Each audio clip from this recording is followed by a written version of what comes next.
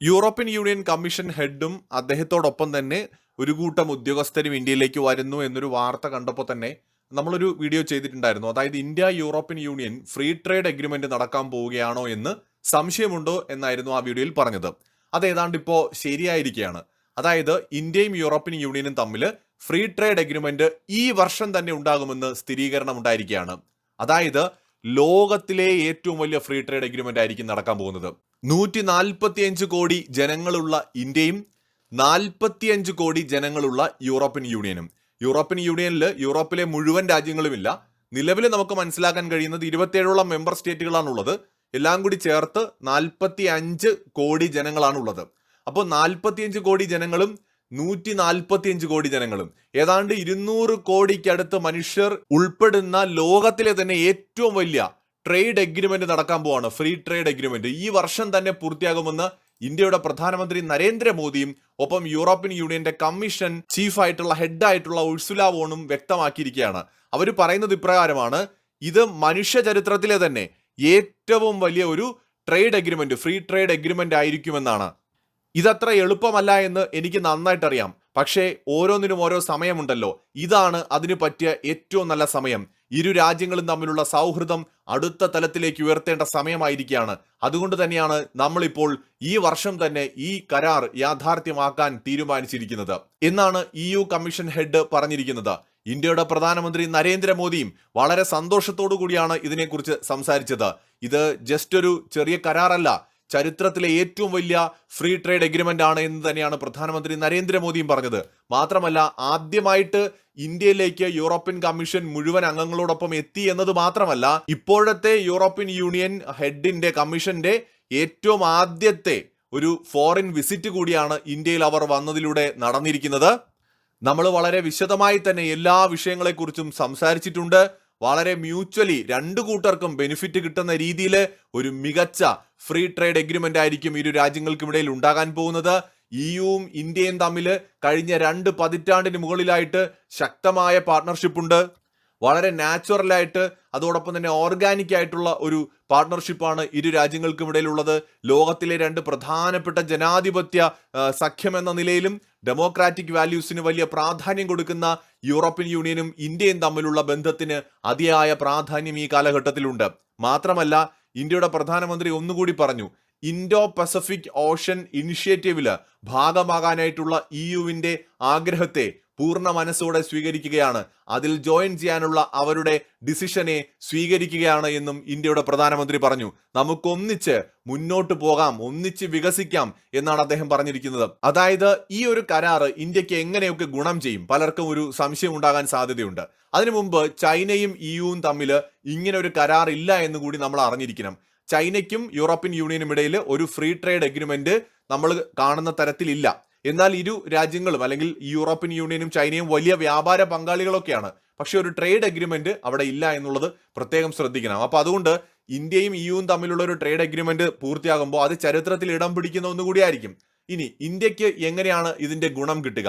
ഒന്ന്, ഇന്ത്യയിൽ നിന്നുള്ള എക്സ്പോർട്ടിനെ ഇത് ഭയങ്കരമായിട്ട് ബൂസ്റ്റ് ചെയ്യും. എന്ന് വെച്ചാൽ നമുക്ക് യൂറോപ്പിലേക്ക് പ്രത്യേകിച്ച് നിയന്ത്രണങ്ങളൊന്നുമില്ലാതെ വൻതോതിൽ എക്സ്പോർട്ട് ചെയ്യാനായിട്ട് പറ്റും. പ്രത്യേകിച്ച് ടെക്സ്റ്റൈൽസ്, ഫാർമസ്യൂട്ടിക്കൽസ്, IT സർവീസസ്, ഇതരം മാനുഫാക്ചറിങ് രംഗത്തെല്ലാം, അത് ഇലക്ട്രോണിക്സ് ഉൾപ്പെടെയുള്ള മേഖലയിൽ നമുക്ക് മുന്നേറാൻ സാധിക്കും. ഇവിടെ വളരെ കുറഞ്ഞ വേതനമാണുള്ളത്. അതുകൊണ്ട് തന്നെ ഇന്ത്യയിൽ ഉൽപാദനം നടത്തിയിട്ട് ഇവിടെ നിന്ന് നമ്മൾ EU മാർക്കറ്റിലേക്ക് പ്രോഡക്റ്റുകൾ കയറ്റുമതി ചെയ്യുന്ന സമയത്ത് അവിടെ നമുക്ക് നല്ല കോമ്പറ്റേറ്റീവ് പ്രൈസിൽ കൊടുക്കാൻ പറ്റുകയും അതിലൂടെ നമ്മുടെ പ്രോഡക്റ്റുകൾക്ക് യൂറോപ്യൻ യൂണിയനിന്റെ ആവശ്യക്കാർ കൂടുകയും ചെയ്യുമ്പോൾ സ്വാഭാവികമായിട്ട് നമ്മുടെ ട്രേഡ് വോളിയം വർദ്ധിച്ചുകൊണ്ടേയിരിക്കും.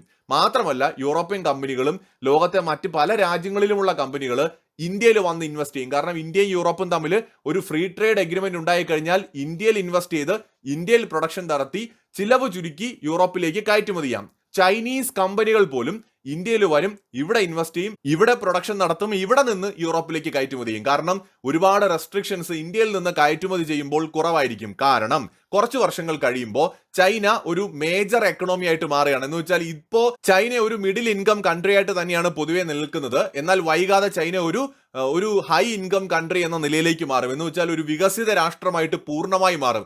ലോകം ചൈനയെ അങ്ങനെ അംഗീകരിക്കും. അങ്ങനെ വരുമ്പോൾ ചൈനയ്ക്ക് ഇപ്പോൾ യൂറോപ്പിലും അമേരിക്കയിലും ഒക്കെ കിട്ടിക്കൊണ്ടിരിക്കുന്ന വ്യാപാരത്തിൽ കിട്ടിക്കൊണ്ടിരിക്കുന്ന ഇളവുകൾ കിട്ടാതെ വരും.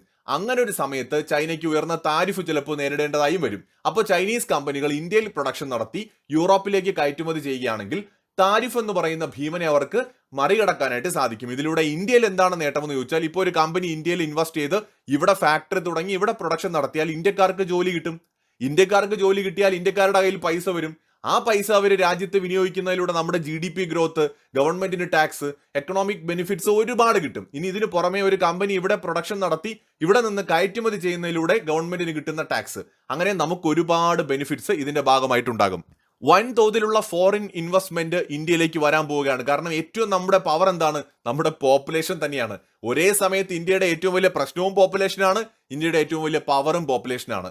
ഇന്ത്യയുടെ പ്രശ്നമെന്ന് ഞാൻ പറയാൻ കാരണം വൃത്തിയില്ലാത്ത നഗരങ്ങള്, തിരക്കേറിയ നഗരങ്ങള്, അച്ചടക്കമില്ലാത്ത മനുഷ്യര്, സിവിക് സെൻസ് തൊട്ട് തീണ്ടിട്ടില്ലാത്ത ആൾക്കാർ, ഇതൊക്കെയാണ്. ഇത്രയും വലിയ പോപ്പുലേഷനെ ഒരു വളരെ സിവിക് സെൻസ് ഉള്ള അച്ചടക്കമുള്ള മനുഷ്യരാക്കി മാറ്റുക എന്ന് പറയുന്നത് 1-2 പതിറ്റാണ്ട് കൊണ്ടൊന്നും സാധിക്കില്ല.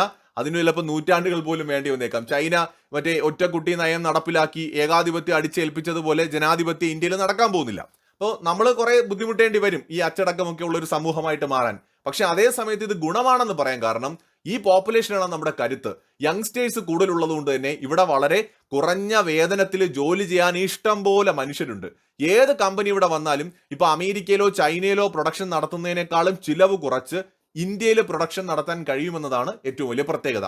അപ്പൊ അതുകൊണ്ട് വൻതോതിലുള്ള ഇൻവെസ്റ്റ്മെന്റ് ഇന്ത്യയിലേക്ക് വരികയും ഇവിടെ നിന്ന് പ്രൊഡക്ഷൻ നടത്തി ലോകത്തിലേക്ക് കയറ്റുമതി ചെയ്യുകയും ചെയ്യുമെന്നുള്ളതാണ് ഈ ഒരു എഗ്രിമെന്റ് വരുമ്പോൾ കൂടുതലായിട്ട് നമുക്ക് ഉണ്ടാവാൻ പോകുന്ന മറ്റൊരു നേട്ടം. നേരത്തെ പറഞ്ഞു, ജോബ് ക്രിയേഷൻ വളരെ പ്രധാനമാണ്. നമുക്ക് ഇവിടെ തൊഴിലാളികൾ ഉണ്ട് എന്ന് നമ്മൾ പറയുമ്പോൾ തന്നെ യുവാക്കൾ നേരിടുന്ന ഒരു പ്രശ്നം എന്താണ്? തൊഴിലില്ലായ്മയാണ്. ആ തൊഴിലില്ലായ്മയ്ക്ക് പരിഹാരം ഉണ്ടാകണമെങ്കിൽ ഇവിടെ ഫാക്ടറികൾ ഉണ്ടാവണം, ബിസിനസ് സംരംഭങ്ങൾ ഉണ്ടാകണം. അങ്ങനെ വരുമ്പോൾ അവിടേക്ക് ജോലിക്ക് ആളെ ആവശ്യമായി വരും. അതിലൂടെ ക്വാളിഫിക്കേഷനുള്ള ചെറുപ്പക്കാർക്ക് തൊഴിൽ കിട്ടുമെന്നുള്ളതാണ് ഏറ്റവും വലിയ പ്രത്യേകത.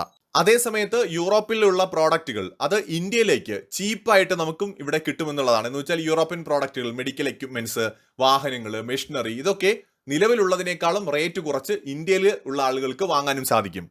ആഗോള തലത്തിലുള്ള വ്യാപാരത്തിലുള്ള ഇന്ത്യയുടെ ഒരു ട്രേഡ് പൊസിഷൻ ഉണ്ടല്ലോ, അതിനെ കൂടുതൽ ശക്തമാക്കാൻ ഈ ഒരു കരാറ് നമ്മളെ സഹായിക്കും. അഡ്വാൻസ്ഡ് ടെക്നോളജിയിലേക്കുള്ള ഒരു ആക്സസ് നമുക്ക് ഇതിലൂടെ കിട്ടും. യൂറോപ്യൻ കമ്പനീസ് പ്രത്യേകിച്ച് AI, റോബോട്ടിക്സിൽ, ക്ലീൻ എനർജിയിൽ, ഓട്ടോമേഷനിലൊക്കെ മുന്നിൽ നിൽക്കുന്ന യൂറോപ്യൻ കമ്പനീസുമായിട്ട് കൊളാബറേറ്റ് ചെയ്യാനും അവരുമായിട്ട് പാർട്ണർഷിപ്പിൽ വർക്ക് ചെയ്യാനും അവരുടെ ഒപ്പം സഹകരിച്ചുകൊണ്ട് ഇന്ത്യയിൽ പ്രൊഡക്ഷൻ നടത്താനും കമ്പനികൾക്ക് തുടക്കം കുറിക്കാനും ഒക്കെ നമുക്ക് ഇതിലൂടെ സാധിക്കും. ഇതിലൂടെ സ്പേസ്, ഡിഫൻസ്, ഓട്ടോമൊബൈൽ ടെക്നോളജി ഉൾപ്പെടെയുള്ള മേഖലകളിൽ വലിയ രീതിയിലുള്ള ഒരു പുരോഗതി അല്ലെങ്കിൽ വികസനം കൈവരിക്കാൻ നമുക്ക് സാധിക്കുമെന്നുള്ളത് വലിയൊരു നേട്ടമാണ് ഇക്കാര്യത്തിൽ. യൂറോപ്പിന് കിട്ടുന്ന ബെനിഫിറ്റ് എന്താണെന്ന് വെച്ചാൽ ഇന്ത്യയുടെ വിപണിയിലേക്ക് അവർക്ക് കുറെ കൂടി എളുപ്പത്തിൽ എത്താൻ പറ്റുമെന്നുള്ളതാണ്.